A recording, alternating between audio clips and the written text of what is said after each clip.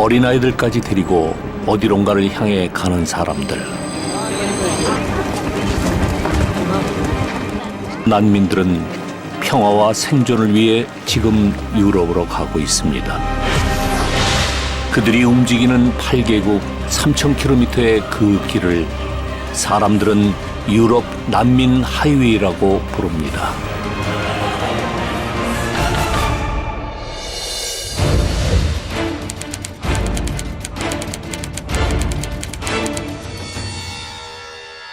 터키 해변에서 숨진 채 발견된 3살 배기 난민 아일란 쿠르드의 모습이 시리아 내전을 피해 작은 난민선에 몸을 싣고 그리스로 향했던 이제 겨우 3살인 쿠르디는 왜 집을 떠나 위험한 항해를 해야만 했을까요?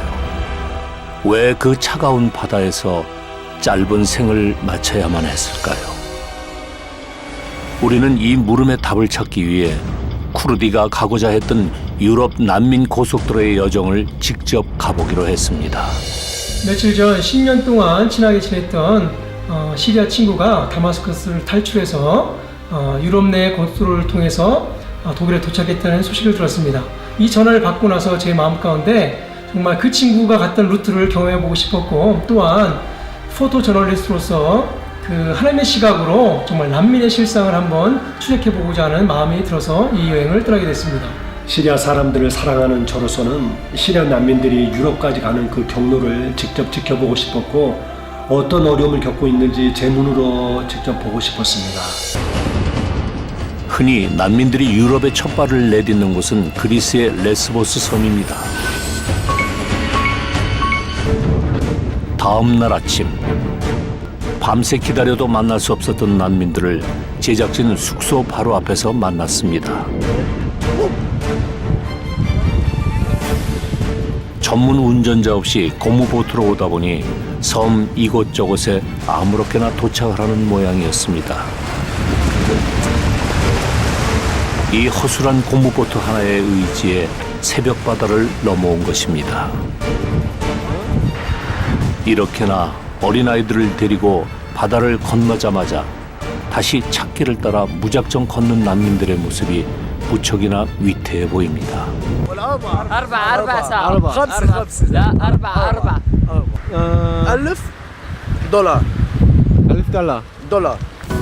길에서 만난 난민들은 너도 나도 자신들이 얼마나 큰 희생과 위험을 무릅쓰고 바다를 건너왔는지를 우리들에게 설명합니다.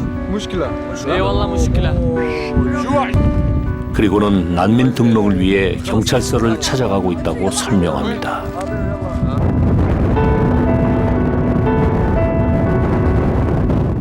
우리는 어제 난민들을 기다렸던 레스보스 섬 북단 해변으로 다시 가보았습니다. 터키 땅에서 지금 그리스 섬으로 도착한 난민들이 버린 그 물건들이 쌓여있는 그 해변가입니다.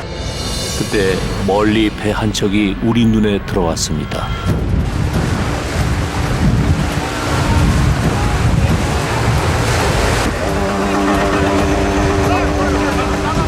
(15명) 정원이라는 고무보트인데 얼핏 봐도 50명은 좋게 되는 인원이었습니다. 금방이라도 가라앉을 듯 위태위태합니다.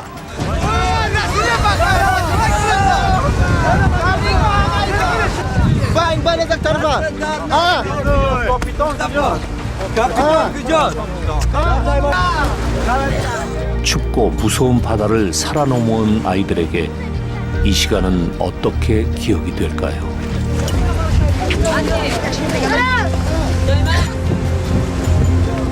한켠에서는 눈물을 흘리는 가족들이 있습니다. 고향을 떠나 이곳까지 오면서 이 가족들에게는 얼마나 많은 일들이 있었을까요?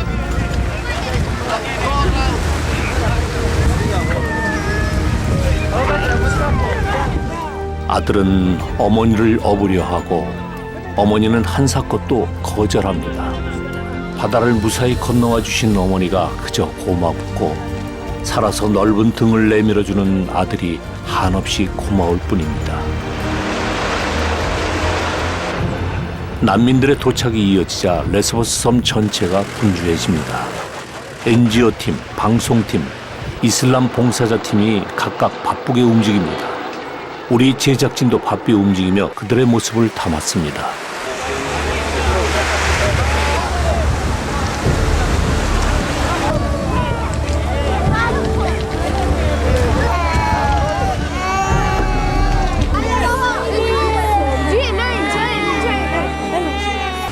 난민들은 이곳에서 정식으로 신분을 보장받지 못합니다. 그래서 1인당 $1,000 이상이라는 거금을 브로커에게 내고도 위험한 고무보트를 타고 미입국할 수밖에 없습니다.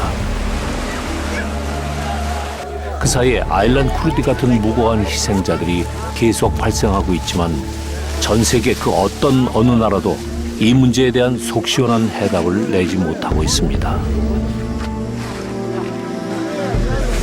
يعني أنا المفروض أنا ما غادرت بلدي ليش؟ كنت بحب بلدي وبحب أشتغل في بلدي بس صار من واجبي إنه أحافظ على روحي اللي وهبني إياها رب العالمين وأحافظ على أسرتي اللي هلا لسه موجودة هنيك وبدي أحاول أجيبها. We are living in the city of Ghazni, so there are not peace.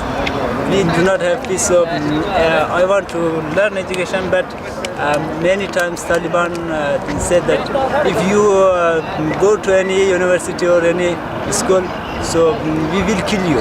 Because they said that people should learn only religious education. I want to continue my education. Then I want to be a lawyer. 난민들 중 대다수는 가족을 위해서 탈출한 사람들입니다.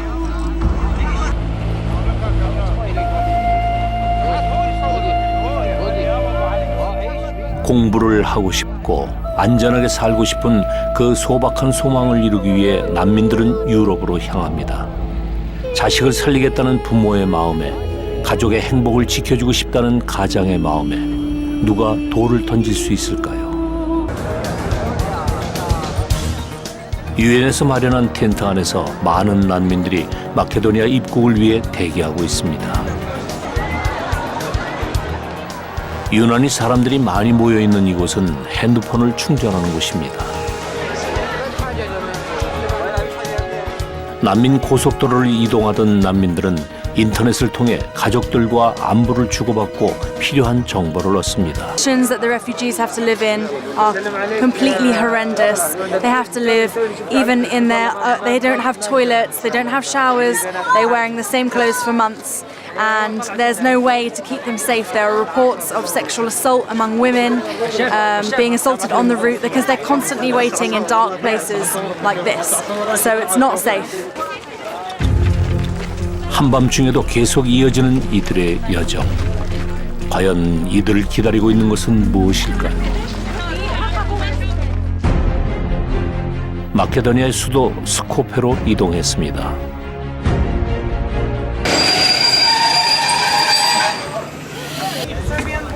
그런데 기차에서 내리자마자 한 여인이 제작진을 향해 말을 건넵니다. Very bad. The train was very bad. There are a lot of people. Out of we were on the road in front of the toilet. It was full. The weather is very bad. We don't have enough place to stay even. 이렇게 매일 수천 명의 난민이 세르비아로 가기 전 이곳을 지납니다.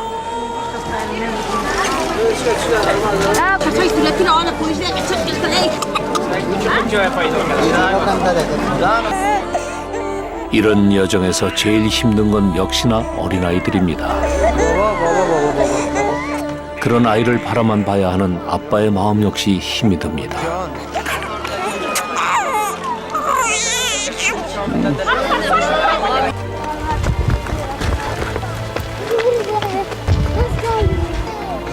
갑자기 한 가족이 길에 멈춰섰습니다.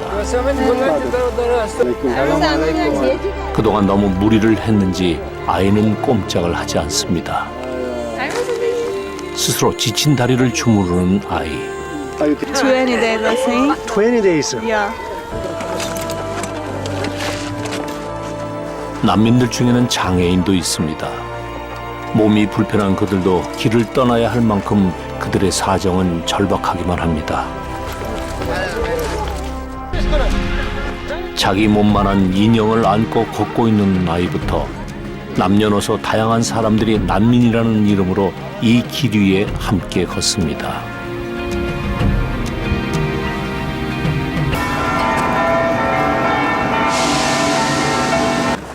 독일 언론팀의 모습도 보였습니다. That's what we don't know, because you don't feel that they have a master plan. Yeah, they don't have a master plan. They try here and try this and try that and talk to the other countries, but you have the feeling that nobody knows exactly what to do, and to manage such a lot of people, it's not so easy, and it's a new situation. 사실 이 난민 문제에 대해서 어떤 나라도 명쾌한 해결책을 내놓기는 어렵습니다. 이런 대규모 난민 발생은 그 누구도 겪어보지 못한 문제이기 때문입니다. 유럽이 이미 모슬렘 인구가 엄청 유입이 되어 왔거든요. 정말 이 기회를 선용하지 못했기 때문에 이미 오스트리아 외의 다른 나라들은 테러의 위험에 휩싸인 적이 있습니다. 프랑스나 영국 같은 경우. 앞으로 오스트리아에도 그런 일이 분명히 있을 거다. 그 생각을 하기 때문에 저는 이 일을 계속해야 되겠다. 이제 우리는 난민 하이웨이의 마지막 국가인 독일로 향합니다. 기차 안에서 우연히 앞에 앉은 독일 여성과 난민에 대한 이야기를 나누게 됐습니다. Because in my country a few refugee children from the first wave and asked about a 4-year-old boy, 4 or 5-year-old. So what do you think about the refugees? And the boy said, what is refugees? Well, you've got some refugees here in kindergarten, don't you? And he said, no, we only have children here. 이 여성이 소개해준 그 아이의 눈에는 난민이 아닌 똑같은 사람만 보였나 봅니다. 어쩌면 이것이 우리 하나님의 시각 아닐까요? You call him and then just ask him to come out. j'ai dit. كيفك؟ شكرا صديقي صديقي brother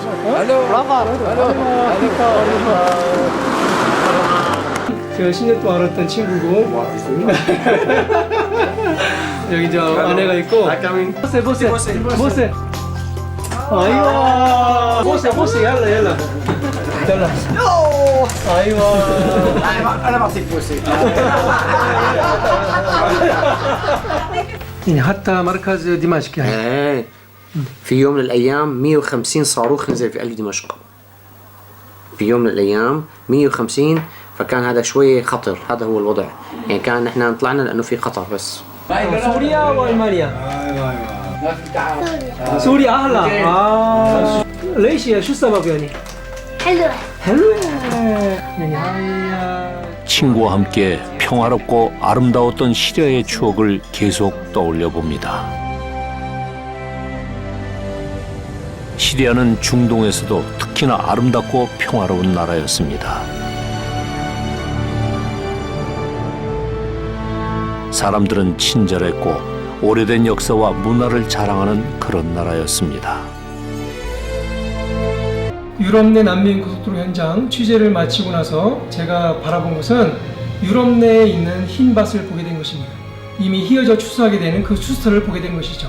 지금 추수하지 않으면은 이것을 거둘 수 없는 그런 긴박성을 가지고 우리가 유럽 내 난민들을 바라봐야 되는 이제 때가 되어서 무슬림 영혼들에게 복음을 들을 수 있는 기회를 주시기 위해서 유럽으로 이분들을 옮기셨다고 저는 믿습니다.